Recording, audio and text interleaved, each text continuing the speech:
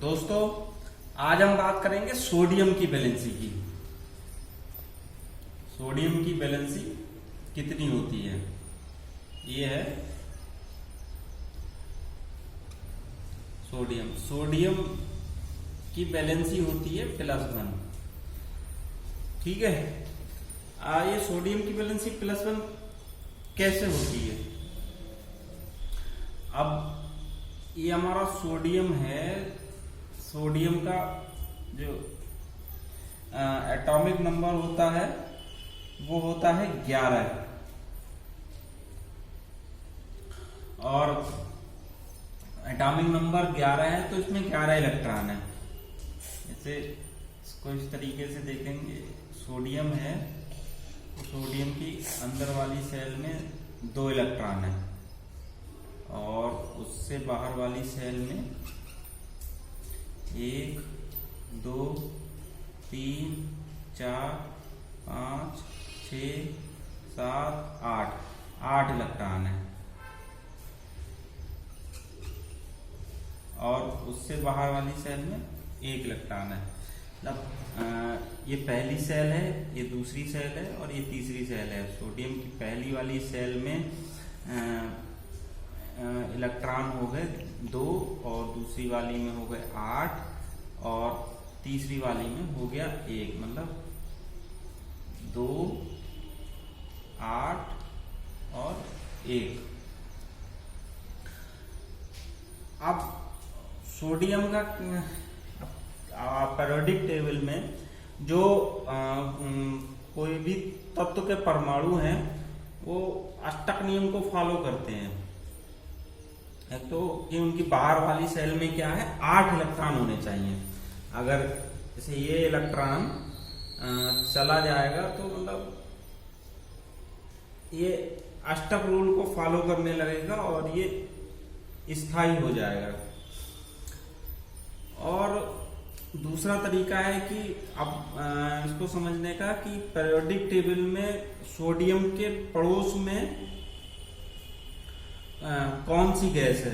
तो सोडियम के पड़ोस में नियॉन गैस है। ठीक है।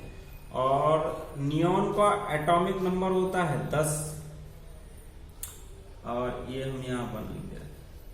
नियॉन का एटॉमिक नंबर होता है 10।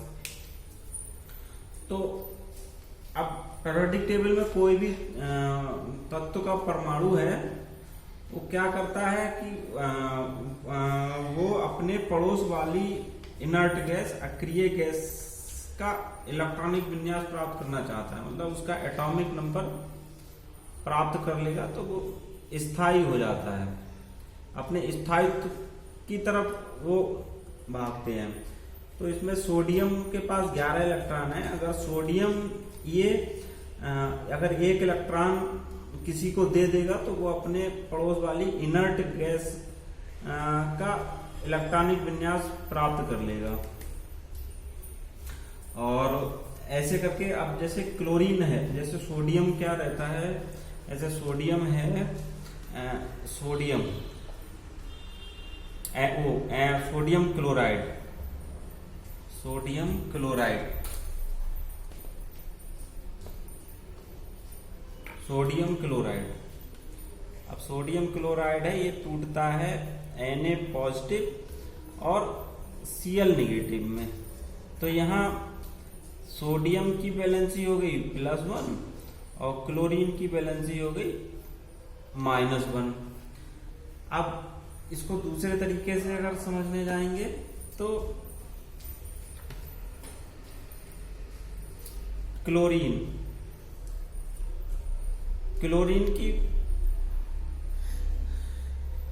का जो एटॉमिक नंबर होता है वो 17 होता है।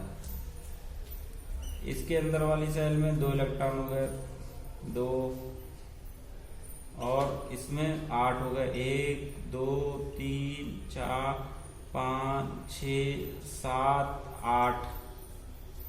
ठीक है।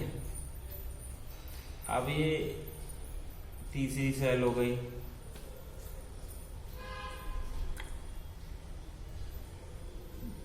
तो इसमें 1 2 3 4 5 6 और ये 7।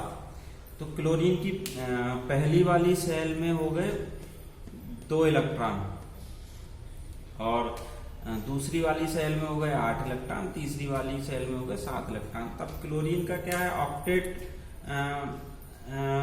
कैसे पूरा होगा? अगर क्लोरीन को कोई एक कहीं से एक इलेक्ट्रॉन मिल जाए तो NaCl की कंडीशन में क्या रहेगा? जब NaCl टूटता है तो ये क्लोरीन क्या रहता है कि एक इलेक्ट्रॉन सोडियम से ले लेता है। इससे क्या है कि इसके बाहर वाली सेल, ये सोडियम इसको एक इलेक्ट्रॉन दे देता है तो इसके बाहर वाली सेल में इसका ऑक्टेट पूरा हो जाता है, 8 इलेक्ट्रॉन पूरे हो जाते हैं। और फिर ये सोडियम के भी बाहर वाली, जब ये इलेक्ट्रॉन उधर चला जाएगा तो फिर सोडियम के बाहर वाली सेल में भी 8 इलेक्ट्रॉन हो जाएंगे। ठीक है। और क्लोरीन के केस में अगर देखने जाएंगे तो क्लोरीन के पड़ोस वाली गैस, इनर्ट गैस कौन सी है? आर्गन है। इसका इलेक्ट्रॉनिक विन्यास क्या है? वो एटॉमिक नंबर क्या है? 18 है। तो यहां से भी देखने जाएंगे तो पीरियोडिक टेबल में कोई भी तत्व का परमाणु है वो अपने पड़ोस वाली इनर्ट गैस का इलेक्ट्रॉनिक विन्यास प्राप्त करना चाहता है। तो अब क्या है कि क्लोरीन के पास, क्लोरीन का एटॉमिक नंबर कितना? 17 है, मतलब उसमें 17 इलेक्ट्रॉन है। अब क्लोरीन क्या है, अगर कहीं से एक इलेक्ट्रॉन ले लेता है, जैसे सोडियम से एक इलेक्ट्रॉन ले लिया तो इसमें इसके इलेक्ट्रॉन हो गए 18। अगर एक इसने जैसे क्लोरीन में तो 17 है, लेकिन क्लोरीन निगेटिव में कितने इलेक्ट्रॉन हो जाएंगे तुम्हारे? 18। ठीक है। तो ये आर्गन का इलेक्ट्रॉनिक विन्यास प्राप्त कर लेंगे क्लोरीन। तो इस तरह सोडियम की वैलेंसी +1 हो जाएगी, क्लोरीन की वैलेंसी -1 हो जाएगी। तो दोस्तों आशा करता हूं मेरा ये वीडियो पसंद आया होगा, और अगर मेरा वीडियो आपको पसंद आया हो तो कृपया इसे लाइक, शेयर और कमेंट करना ना भूलें। धन्यवाद।